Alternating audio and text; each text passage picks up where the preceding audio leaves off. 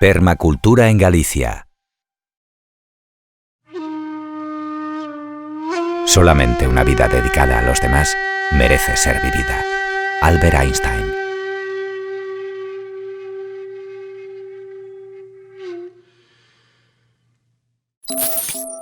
Judía variedad Elda.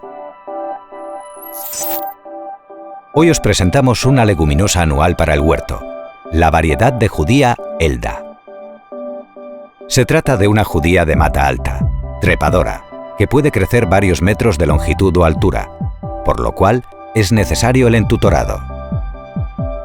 Es una planta rústica de ciclo precoz, de gran vigor vegetativo, con follaje de densidad media.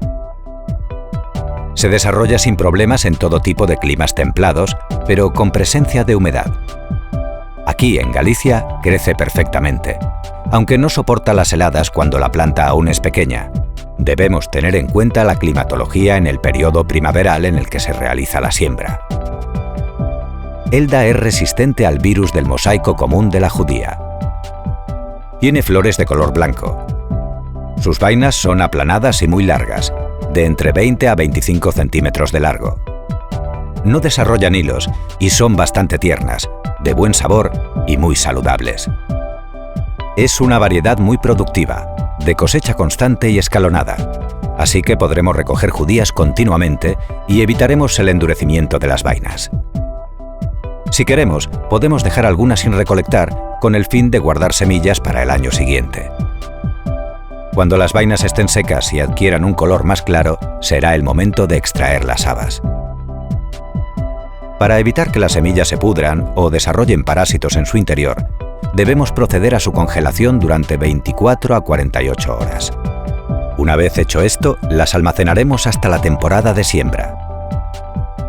En cuanto a las propiedades nutritivas, las judías verdes son una de las verduras más versátiles y completas a la hora de aportar nutrientes a nuestro organismo. Tienen un escaso aporte calórico, alrededor de 30 calorías por cada 100 gramos, y al mismo tiempo son muy valoradas por su contenido de hidratos de carbono y proteínas. Aportan gran cantidad de fibra, ayudándonos a un correcto tránsito intestinal. Potasio y calcio son los nutrientes esenciales que aportan a nuestro organismo. Además, también contienen yodo, fósforo, hierro y magnesio, entre otros.